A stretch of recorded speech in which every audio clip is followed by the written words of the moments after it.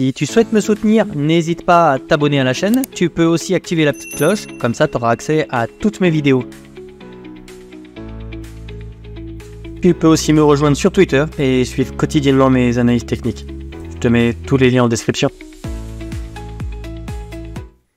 Bonjour à tous, très content de te retrouver aujourd'hui pour une nouvelle vidéo sur Bitcoin. Donc on va parler un petit peu du mouvement actuel. Est-ce que c'est terminé? Est-ce qu'on va aller creuser un petit peu plus bas? Pourquoi on a ce mouvement-là? Donc ça c'est vraiment des questions auxquelles on va essayer de répondre aujourd'hui. Donc déjà, est-ce que je suis surpris par cette baisse-là? Non, 1000 fois non. Ça fait bientôt une semaine que je vous en parle. On avait déjà tous les signes, tous les signaux qui étaient là.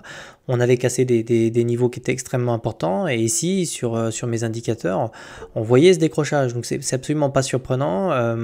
Et tu le sais si tu suis cette chaîne, ça fait un moment que je te dis, et j'essaie de l'ancrer en fait assez souvent dans votre esprit, c'est les indicateurs nous disent des choses que le prix ne nous dit pas encore, et très souvent, voire quasiment tout le temps, hein, c'est quasiment tout le temps le cas, tôt ou tard le prix se met en accord avec les indicateurs. Donc ici on va commencer tout de suite et je vais te montrer ça.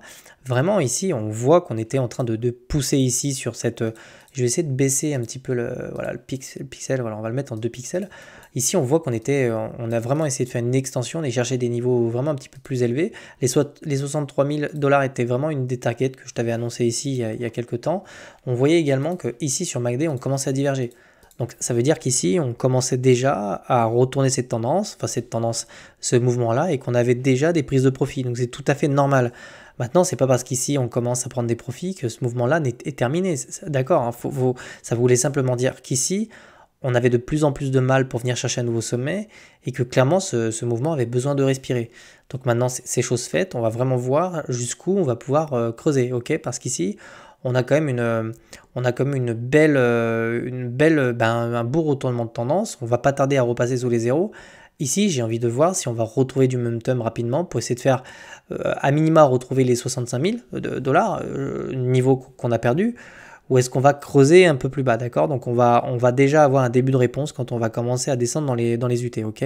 Donc pour le moment, il est peut-être utile de préciser quand même que on était vraiment venu s'affranchir de ce niveau-là, donc c'était vraiment très important, c'était le premier signal haussier sur toute cette pattern qui était un bull flag géant. Donc pour ça je vais quand même te le retracer, mais on avait vraiment ce grand range, c'est une oblique, ce qu'on appelle aussi un bull flag, ok? Donc on voit vraiment qu'on est vraiment venu chercher le haut en fait, hein, tout simplement. Donc c'est normal en fait, je m'attendais pas à ce qu'on casse ce niveau-là du premier coup. Pour moi c'était évident qu'on allait se faire rejeter au moins une fois, ok?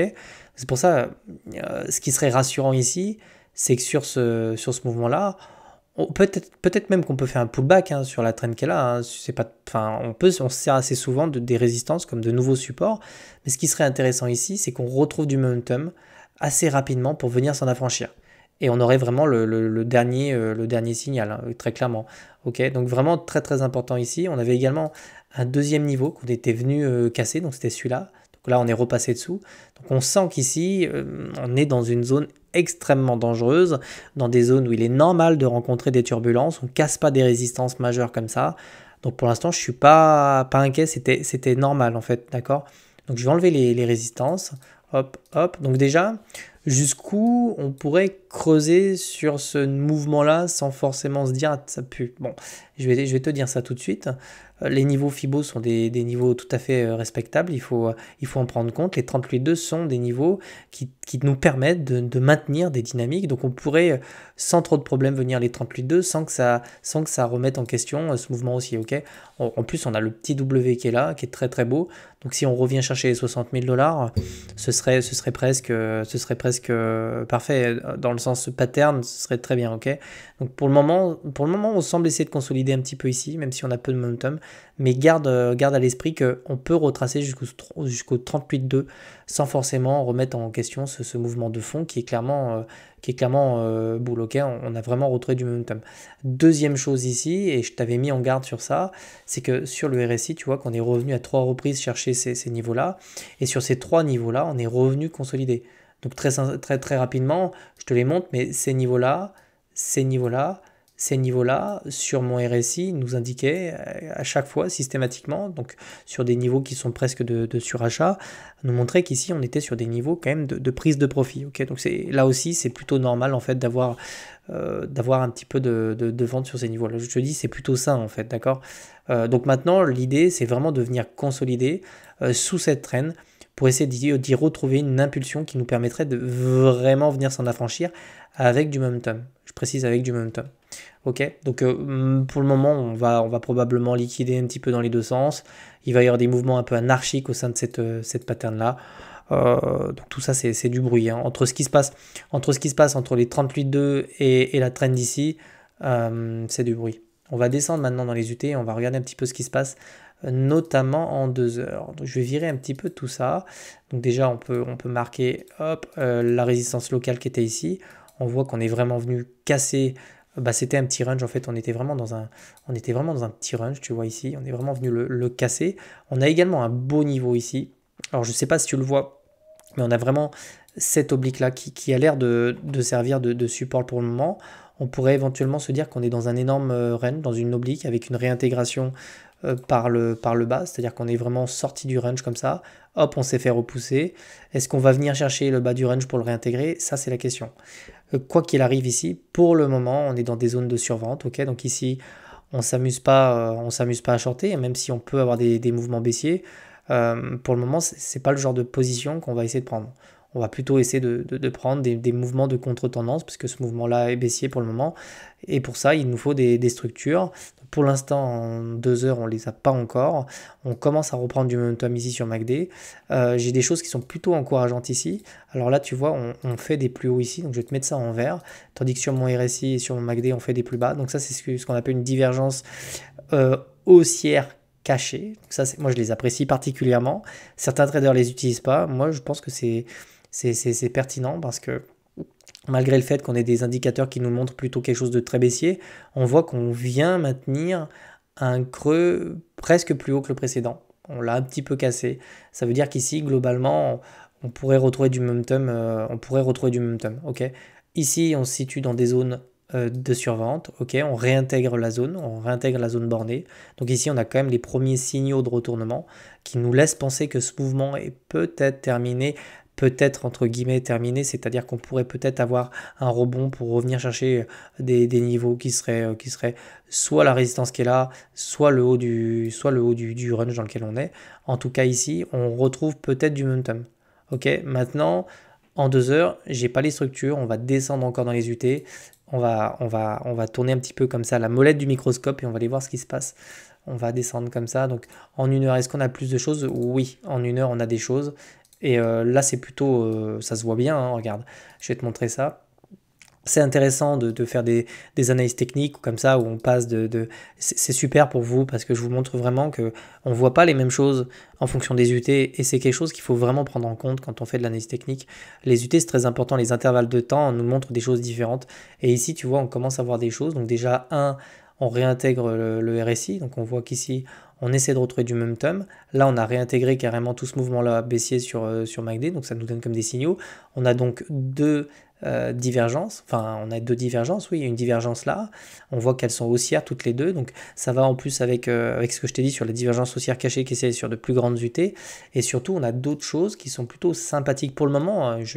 On émet des réserves.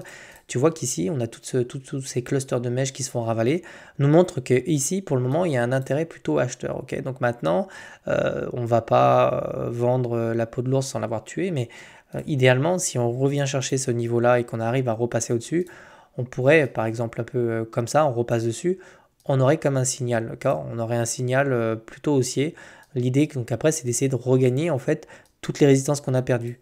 Maintenant, je vais rester prudent. On en parlera dans le reste de la semaine.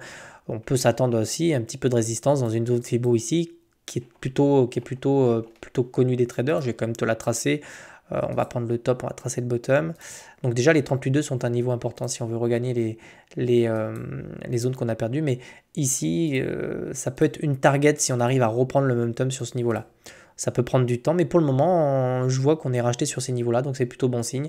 Maintenant, on attend les cassures des structures, on aimerait des petits W, Mais sur mes indicateurs, pour le moment, c'est plutôt joli, hein.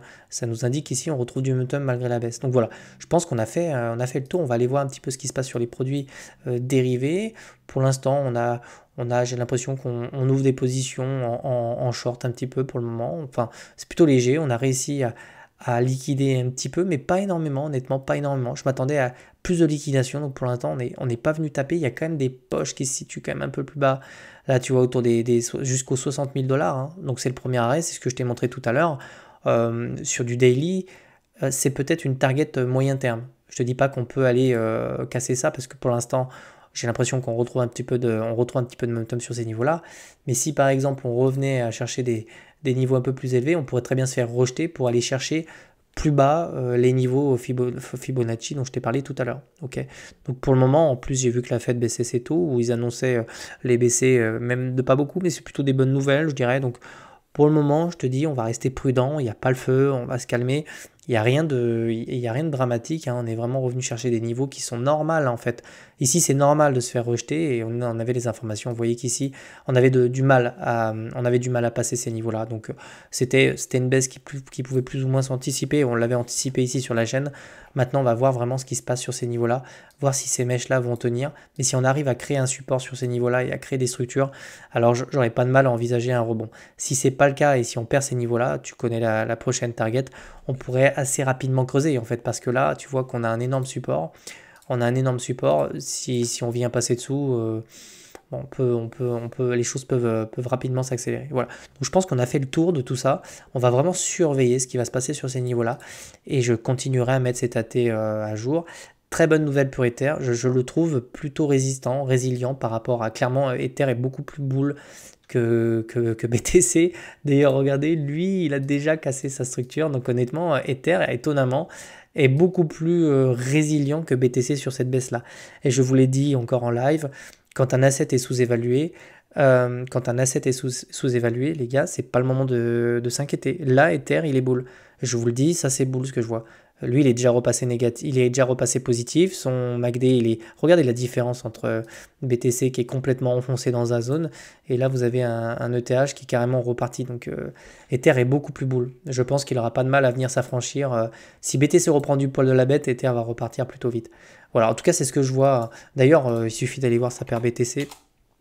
C'est l'extra de fin de vidéo pour ceux qui sont assidus. Mais si on regarde la paire ETH-BTC, est-ce qu'il n'y a pas besoin de vous faire un dessin? Ether est bull, ok. Ether est bull et à ma grande surprise, hein, il reprend du poil de la bête sur les niveaux actuels parce qu'il est dans des zones, extrêmement intéressantes, ok, ici. On le voit ici, on était vraiment dans des zones de survente et tout en daily. Voilà pour la fin de cette vidéo, le petit bonus de fin de vidéo pour vous dire qu'Ether est bull. Je te souhaite de passer une excellente journée, puis je te dis à demain. Allez, ciao.